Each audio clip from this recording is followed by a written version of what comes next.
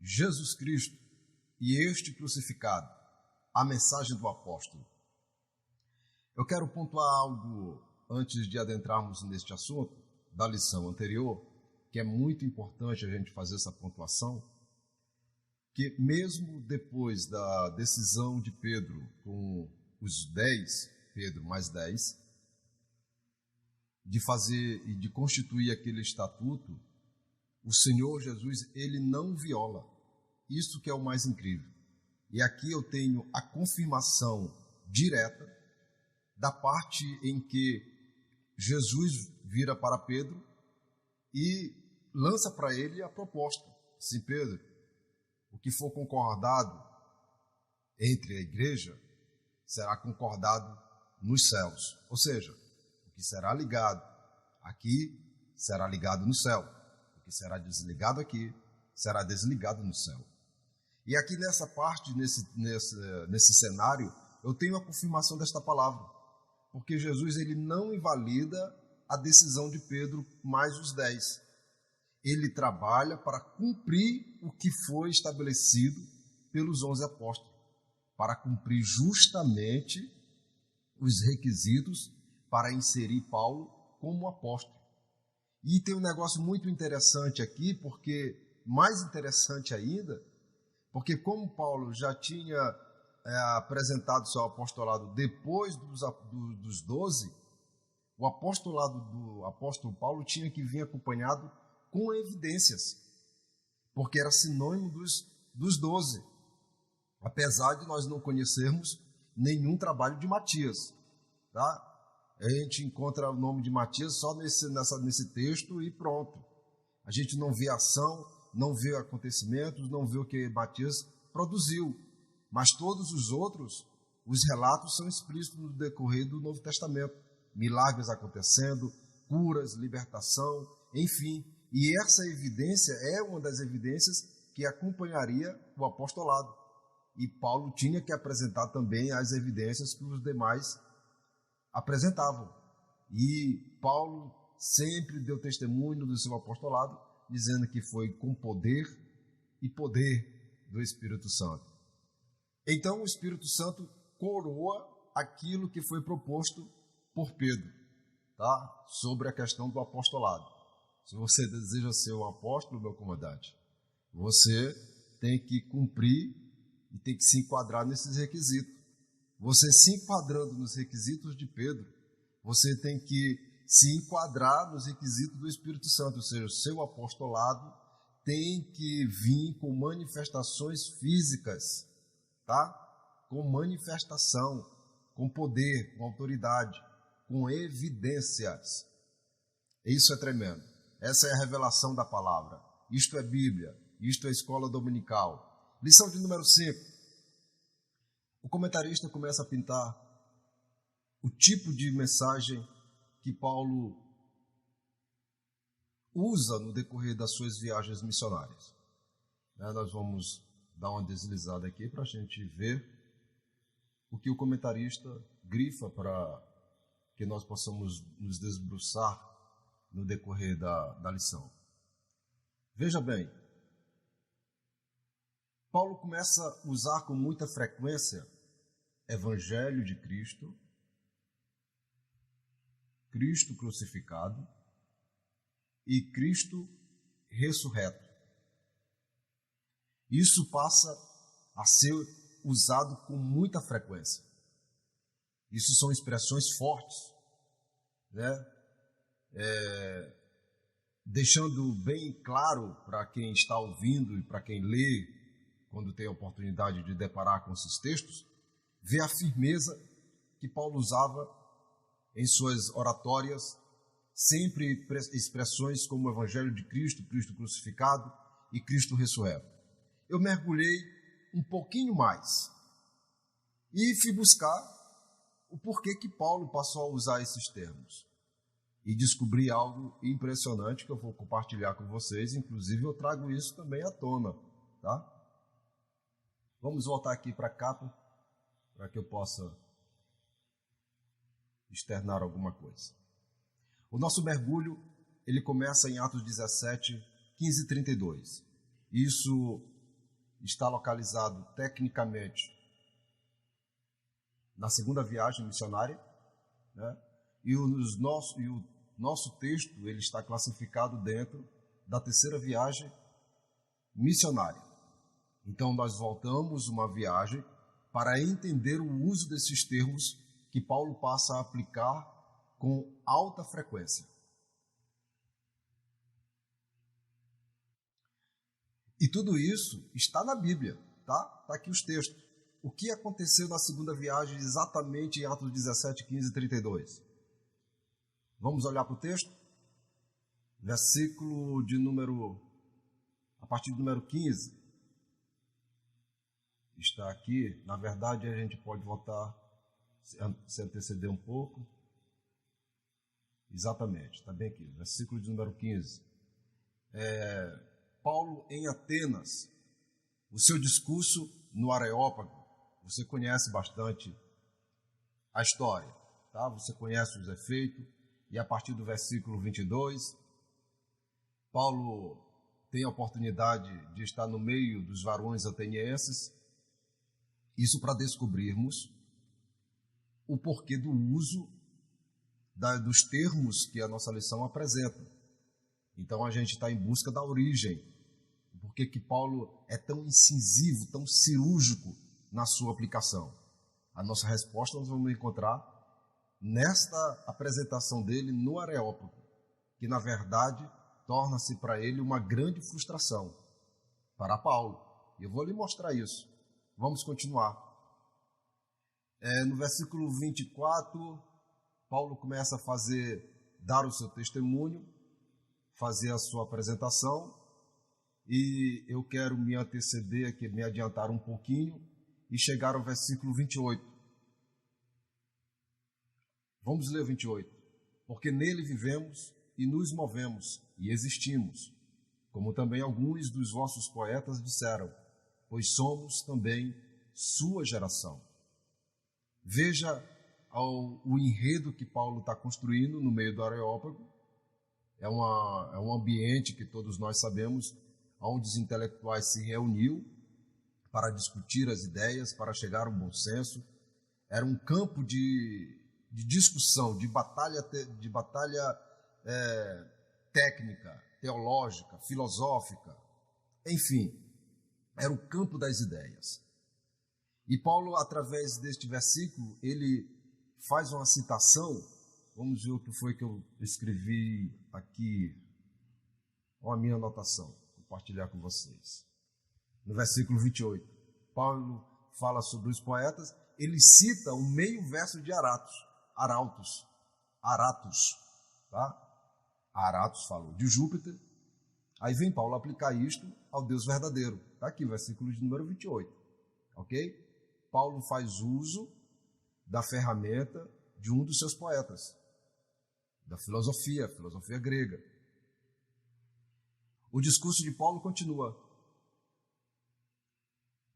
E como se não parasse por aí, chega no versículo 31, Paulo, na hora de apresentar Cristo ressurreto, ele apresenta Cristo, como você observou na minha anotação, como varão.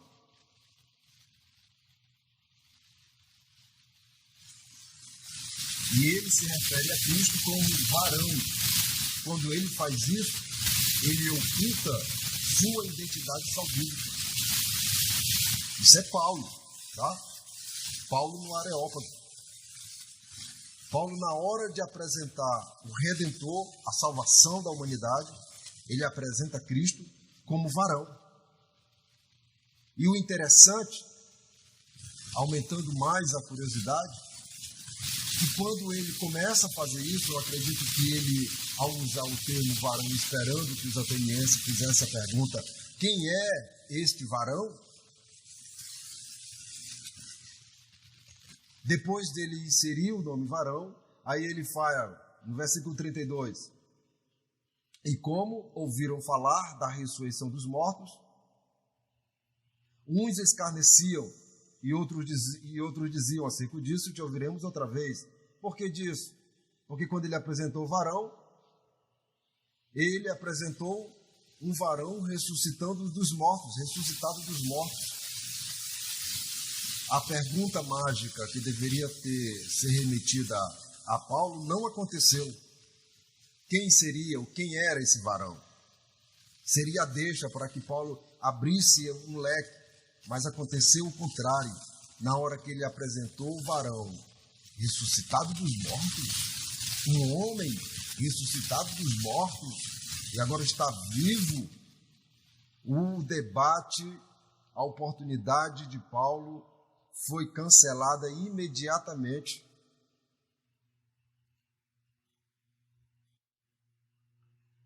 Mas o resultado foi em vão? Não foi. Versículo de número 34. Chegando alguns varões, creram, entre os quais estavam Dionísio, uma mulher por nome Damaris, e com ele outros. Teve efeito a palavra, mas não o efeito esperado. Uma das maiores oportunidades Paulo desperdiçou, de ter pintado Cristo como varão.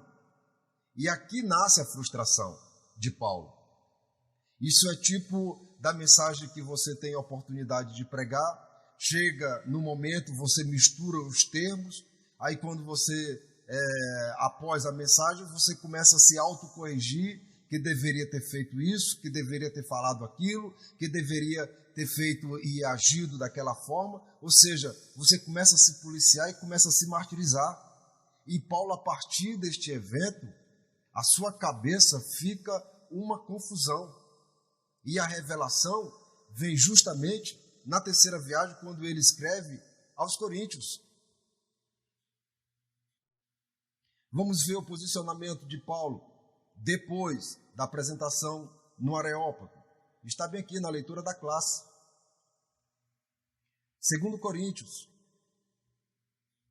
capítulo de número 2. Observe a cronologia, tá? A cronologia da carta. 1 Coríntios, 2 Coríntios, ok? Observe a cronologia.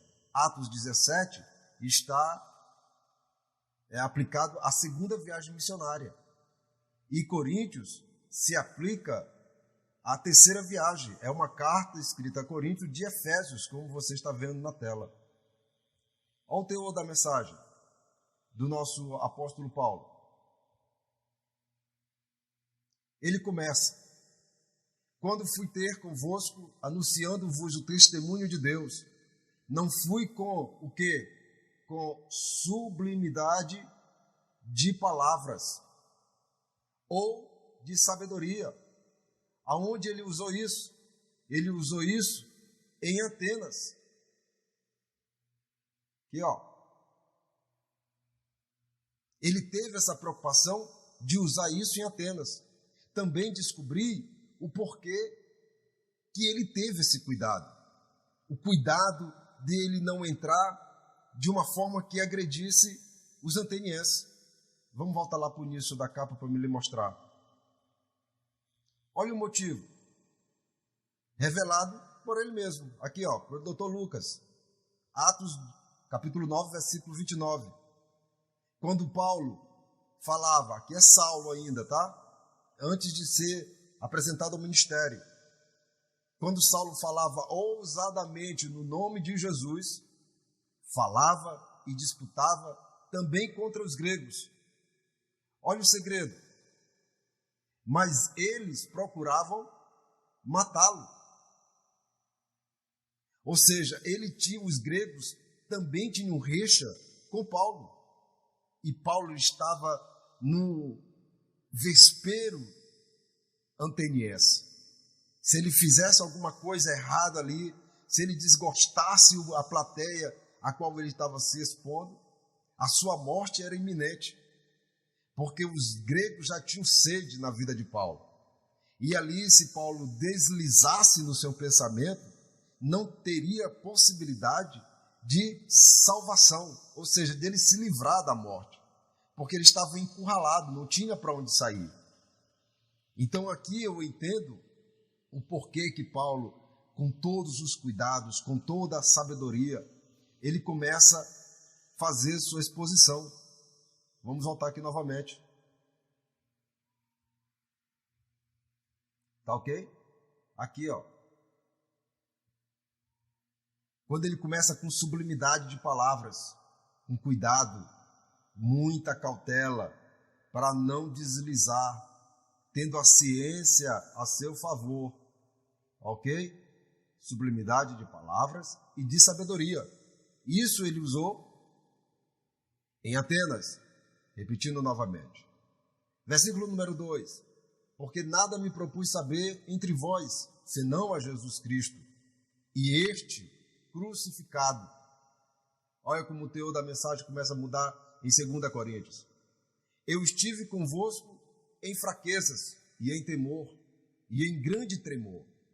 A minha palavra e a minha pregação não consistiram em palavras persuasivas e de sabedoria humana, porque isso ele usou também lá em Atenas.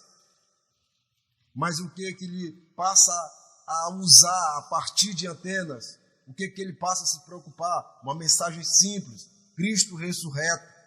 E a demonstração do Espírito e de poder. Paulo se preocupou com as evidências, palavras bonitas, a retórica bem feita, é louvável, mas cadê as evidências? Paulo não teve a oportunidade, não se preocupou nas evidências, e a partir de Atenas, ele se preocupa com as evidências do seu ministério. Versículo de número 5, para a gente fechar. Para que a vossa fé não se apoiasse novamente em sabedoria humana, mas no poder de Deus. Porque ele usou dessa sabedoria em Atenas. Então aqui eu mergulho no que nosso comentarista nos traz à tona para avaliarmos em um prisma diferente. Eu vou atrás da fonte, eu vou atrás da mudança. E veja só o poder que é isto. O poder que dá a revelação da palavra. É tremendo isto aqui.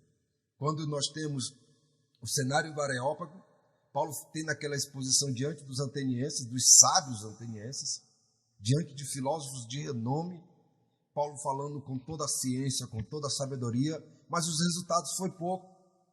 O resultado não foi o esperado. A manifestação, as evidências do seu ministério não teve oportunidades para se manifestar. Quando ele muda o teor da mensagem, as evidências são visíveis.